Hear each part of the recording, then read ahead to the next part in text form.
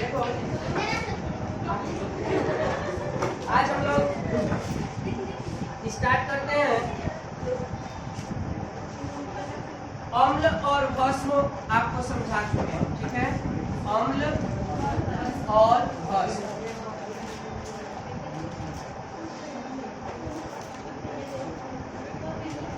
हम लोग जानेंगे अम्ल की शक्ति और भस्म की शक्ति, ठीक है। इसको जानने से पहले हमें ये जानना होगा कि प्रबल अम्ल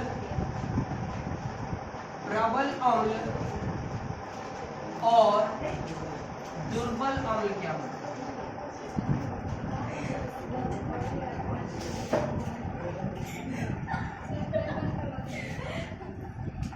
तो देखो,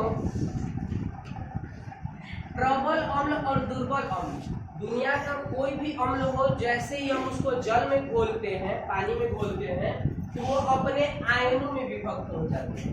अम्ल में दो तरह के आयन होते हैं, एक धन आयन और एक ऋण आयन। तो ये अम्ल क्या होते हैं कि ये अपने आयन, चाहे वो प्रबल अम्ल हो या दुर्बल अम्ल हो, ये तो फिक्स है कि वो अपने आयन में टूट जाएंगे, ठीक है। अपने इसमें टूट जाएंगे आयनों में, प्लस और माइनस में। लेकिन फिर उन्हीं के आधार पर हम इनको दो पार्ट में बांट देते हैं, प्रबल अम्ल और दुर्बल अम्ल। देखिए, वैसा अम्ल जिसे जल में घोलने पर पूर्णतः मतलब पूर्णतः आयनित हो जाता है। क्या हो जाता है? पूर्णतः आयनित हो जाता है, उसे हम प्रबल अम्ल कहते हैं। और वैसा अम्ल जिसे जल में घोलने पर अंशतः आयनित होता है, कैसा होता है? अंशतः आयनित होता है, उसे हम दुर्बल अम्ल कहते हैं, ठीक है। जैसे कुछ अम्ल होते हैं, हम HCl को ले लेते हैं। किसको ले लेते हैं? HCl, ठीक है। HCl को हम अगर घोलते हैं तो ये किसमें टूटेगा? H+ और Cl, इसके जितने भी पार्ट थे, हाइड्रोजन और क्लोरीन, वो दोनों पार्ट बाई पार्ट टूट गए, पूरी तरह से टूट गए। लेकिन अभी एक हम अम्ल लेते हैं, जैसे मान लेते हैं CH3COOH, इसको हम लोग एसिटिक अम्ल कहते हैं। कौन सा अम्ल? एसिटिक अम्ल। तो अब एसिटिक अम्ल अंशतः आयनित होता है। कैसे? जरा ध्यान दीजिएगा।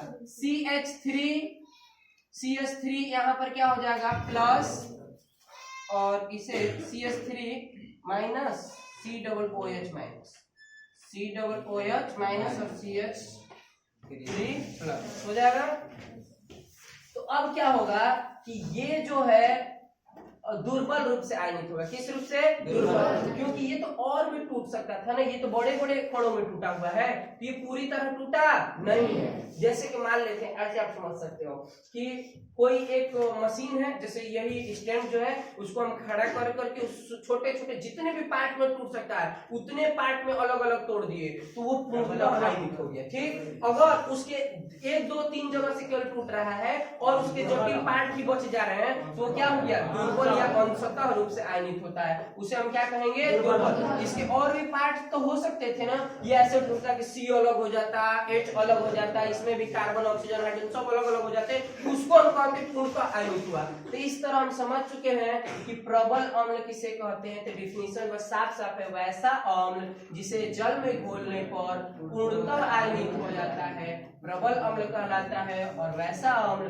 जिसे जल में घोलने पर पूर्णतः आयनित नहीं होकर अंशतः आयनित होता है, उसे हम क्या कहते हैं? दुर्बल अम्ल कहते हैं। और समझ सकते हैं, और एग्जांपल ले सकते हैं, जैसे HCOOH, जिसको हम लोग फार्मिक अम्ल कहते हैं, या मेथेनोइक अम्ल, ठीक है। तो ये भी टूटता है H+ और COOH माइनस, ठीक है। तो इस तरह ये पूरी तरह से नहीं टूट पाते, ये अंशतः टूटते हैं, और ये क्या होते हैं? पूर्णतः टूटते हैं। ये प्रबल अम्ल और ये दुर्बल, ठीक है। नेक्स्ट टॉपिक है सांद्र और तनु अम्ल। इसके बाद हमें क्या समझना है? सांद्र और तनु। सांद्र और तनु अम्ल समझने के लिए आप ऐसे भी समझ सकते हो कि कोई भी पदार्थ कितना गाढ़ा है और कितना पतला है, ठीक है। सांद्र, अब हमें समझनी है सांद्र अम्ल और तनु अम्ल, ठीक। तनु अम्ल, सांद्र अम्ल क्या होता है कि वैसा अम्ल जिसे जल में घोलने पर मतलब जिसमें अम्ल की मात्रा जाती है, किसकी, अम्ल की मात्रा ज्यादा होती है जिसमें, उसे हम क्या कहते हैं, सांद्र अम्ल। अब ऐसा अम्ल जिसमें अम्ल की मात्रा क्या होती है, अम्ल की मात्रा कम होती है, उसे हम क्या कहते हैं, तनु अम्ल कहते हैं। जैसे हम लोग के घर में किसी भी चीज का सिरप वगैरह बनता है, सिरप करने का मतलब कि रस का हम लोग क्या बोलते हैं, वो पाक बोलते हैं ना, गुंडा के लिए बनाते हैं, जिसकी चीज के लिए बनाते हैं, अलग अलग चीजों का पाक। जैसे हम लोग दुनिया बनाने के लिए एक पाक बनाते हैं, गुंडा बनाने के लिए, दोनों अलग अलग होता है, गाढ़ा और पतला होता है। उसी तरह जिसमें ज्यादा मात्रा में अम्ल रहता है, गाढ़ा जो रहता है वो सांद्र अम्ल कहलाता है। जिसमें अम्ल कम मात्रा में रहता है उसे हम क्या कहते हैं, इसमें ज्यादा मात्रा में पानी रहेगा और अम्ल की मात्रा कम रहेगी, तो इसे हम कहेंगे तनु अम्ल और सांद्र अम्ल। तो ऐसा अगर आप एक एग्जांपल पूछे कि ये बताइए कि क्या HCl तनु अम्ल है कि सांद्र अम्ल है, तो इसको हम नहीं कह सकते कि वो तनु है या सांद्र। जब हम एक विलयन तैयार करेंगे, जब एक हम विलयन तैयार करेंगे तब हमें पता चलेगा कि वो सांद्र है या तनु। जैसे हम पूछेंगे आपसे, ये बताइए चीनी का रस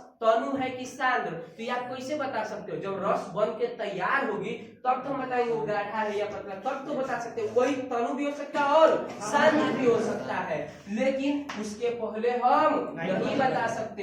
इसका मतलब सांद्र अम्ल वैसा अम्ल होता है जिसे जल में घोलने पर मतलब अम्ल की मात्रा क्या होती है, ज्यादा होती है। उसी तरह सांद्र भस्म और सांद्र तनु और सांद्र वो भी होते हैं, भस्म, सांद्र भस्म और तनु। तो उसी तरह इसमें भी जिसमें भस्म की मात्रा अधिक हो उसे सांद्र और जिसमें भस्म की मात्रा कम हो उसे, ठीक है। ये एक बात हुआ। और